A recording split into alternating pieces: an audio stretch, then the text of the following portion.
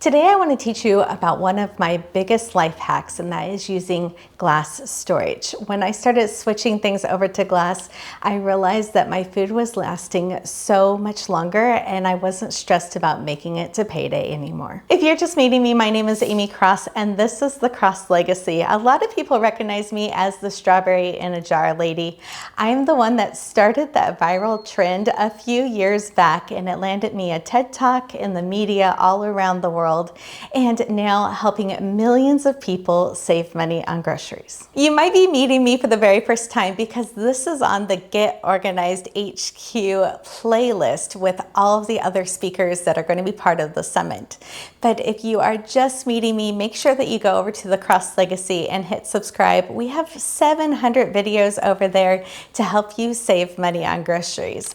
But this video and the video that I'm doing for the summit has some never seen tips before, so make sure that you're checking them out. Now, we have lived in this house for 22 years, but this kitchen didn't always look like this. It used to be this really tiny brown dark kitchen, and I only had one pantry cabinet, and it was the same size as that cabinet over here with the dishes in it. And then I had this tall, awkward cabinet that used to be by our back door. Now, those two cabinets were so hard to store anything in because the shelves were fixed and I couldn't use the vertical space in it, and it was very narrow. And I found out that I could put half-gallon sized jars in that cabinet and it would use up some of that vertical space, and I was able to store a lot more food in the pantry when I switched it out to different containers. Now, this was way before Pinterest and everybody getting pretty containers with labels on them.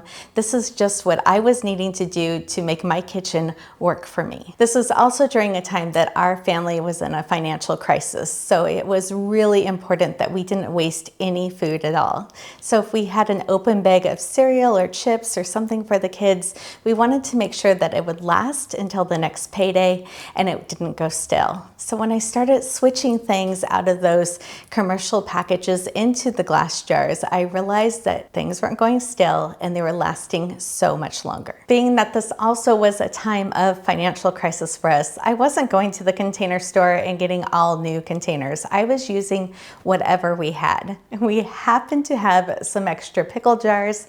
I like to get those gallon-sized pickles. They're really affordable and they're a great snack.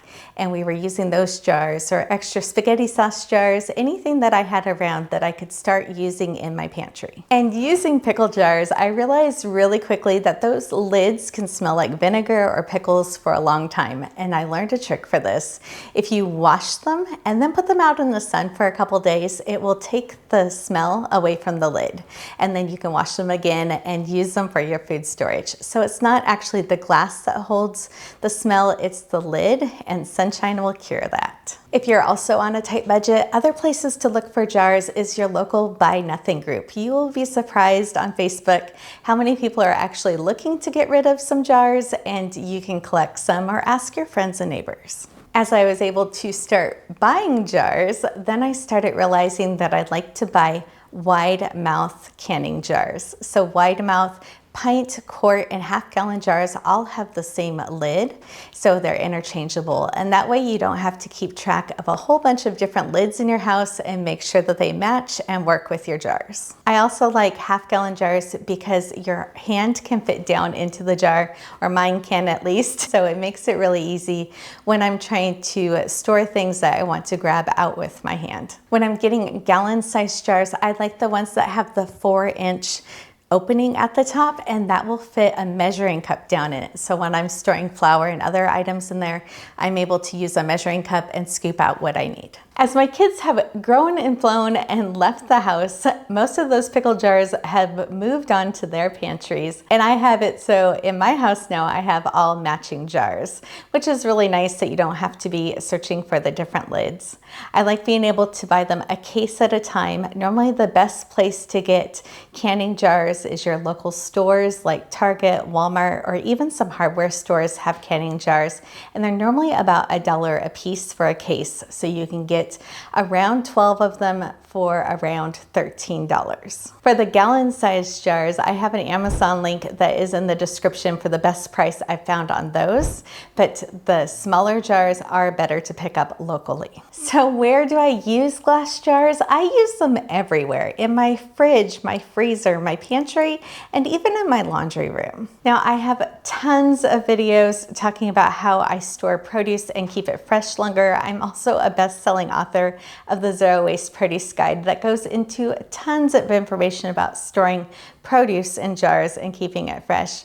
But today I'm going to talk about some of those other things that you might not think about. When you're using a glass jar with a metal lid, it is completely airtight. So things like dairy with cottage cheese or shredded cheese will actually last much longer than what the best by date says because there is no air getting to it. And I know some of the lids that are plastic say that they're leak proof and it makes you think that they're airtight, but plastic lids are porous and it does let a little bit of airflow. A good way to test that is to chop up some onions and put them in a jar with that plastic lid and see in a couple days if your refrigerator smells like onions. So in the pantry, not only is it way more aesthetically pleasing to have your items in glass jars, it also keeps your items fresh so much longer. So I keep anything from my flour and rice and other pantry staples in glass jars, but also any snacks and cereals that we might have. Personally, I'm trying to reduce all of the plastic that I can in our kitchen and around our food, so I use glass even in the freezer. If you're storing liquid items, I always make sure that I cool it overnight in the refrigerator before putting it in the freezer. And those wide mouth jars, again, are going to come in handy as they don't have big shoulders on them and they don't break as easily as a regular mouth jar does. So make sure that you leave 1.5 inches of space at the top of it. It's called head space. And that way you will have enough room when it does freeze to expand in the jar. Now, one thing I totally regret when we started using glass jars is a few years in, I got into that Pinterest craze of everything needing matching labels. And that was great for a few months, but I realized how quickly I absolutely hated the labels because the jar size didn't always match up with what I needed. We are an allergy family, so we can actually have, it feels like 10 different types of flour here at the house or different kinds of sugars because I'm diabetic. So those generic labels just weren't working for our family, and I was finding that I was going back to my old ways of just writing on the jars with a Sharpie. I love with a Sharpie permanent marker, you're able to write not only the item, but I write the best by date or when I think it's going to be expired by. And I can also write cooking instructions on it. And if you're writing it just on the glass, it comes off super easy with just a soapy dishcloth, and you can just scrub it away really quickly. If you're writing on the actual metal lid, then you're going to need to use some lemon essential oil or rubbing alcohol to get the permanent marker off the lid. But the easiest way for me is just to write on the glass. This also gives me the flexibility to make the jar size bigger or smaller depending on what I have in stock or have purchased. So as the quantities get smaller and I want to make more space in my pantry, then I'm able to downsize that into smaller jars without worrying about a jar that has a permanent label on it. Now you might hear that you're not supposed to reuse lids and rings, and that is only if you're canning items to make them shelf stable. So you're only supposed to use those lids one time, but I oftentimes, even though I am a canner, I will use the lid in a canning project, and then that same lid will end up finding its way into my pantry or my refrigerator. I know some people worry about the rings and the lids rusting, and I rarely ever have to throw one away. Some of the best tips I have for that is to never let them sit in your sink, especially if there's water there. So if I have a dirty one that needs to be washed, I just set it on the side of the sink until I'm ready to put it in my dishwasher. And yes, I put lids and rings in my dishwasher every single day. I make sure when I put them in my dishwasher, I set them just like I would put the rings on a jar so the water doesn't collect on the other side of it. And for the lid, I always place them near the cups or between the cups so they can stay vertical in the dishwasher. Now I am a canner, so it feels like I have hundreds of jars and it feels like I have a million rings. I store those on a long ribbon in our pantry. Normally, right now we are in the process of moving, so a lot of our extra things are packed up. But I just tie a ribbon to one of the rings and then I string the rest of the rings onto the ribbon, and that just hangs in my pantry. This is another item that is best to pick up locally if you're needing to replace the lids. You can get an entire box of 12 for under $3. Not only jars, I use Snapware glass containers for meal prep in my refrigerator and my freezer.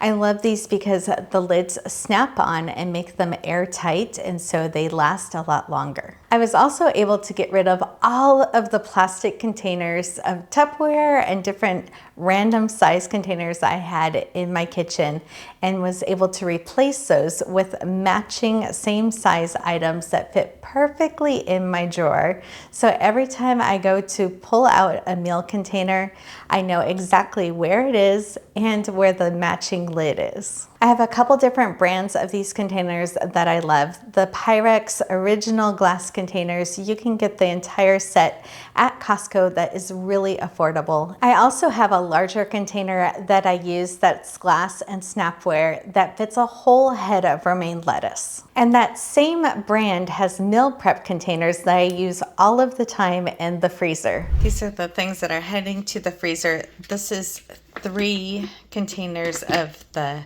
corned beef that I sliced up, and so this will make Reubens. This is extra cooked potatoes. I'm going to put these in the freezer and then we can just reheat them. And then this is the quinoa that I made yesterday, what was left of it. So there's some quinoa there with the cheese, and then I have a couple peppers that I'm also putting in the freezer that has the quinoa in it. And then I put our chips in a glass jar and then they'll stay fresh normally over a month. So those are in the glass jar so we don't eat them all right away and they don't go stale. So this is kind of a little bit of the meal prep that I'm doing, so we have extra meals in the freezer. We will have links for those in the description of this video. And in this year's Get Organized HQ Virtual Summit, which there are free tickets linked in the description, I am talking about how I use those meal prep containers to have zero waste and also make dinners so much easier. This is just a tiny little sneak peek of the full class that I'm teaching for the Get Organized HQ Virtual Summit. There are over 100 speakers on the summit, and you can get your free ticket that's linked in the description. All of these speakers are teaching you how to simplify your life, get things organized, and reclaim your budget. It is an unbelievable life-changing experience to be able to listen to these speakers for the entire week. This is my 3rd year doing it, and I have just been truly blessed to be a part of this. I love that it also comes with a Facebook group so I can answer questions as they come in during the week also. In my class, I'm teaching you how to reduce food waste and save money on groceries with simple, practical tips. And if you're brand new to the Cross Legacy, make sure that you're hitting subscribe.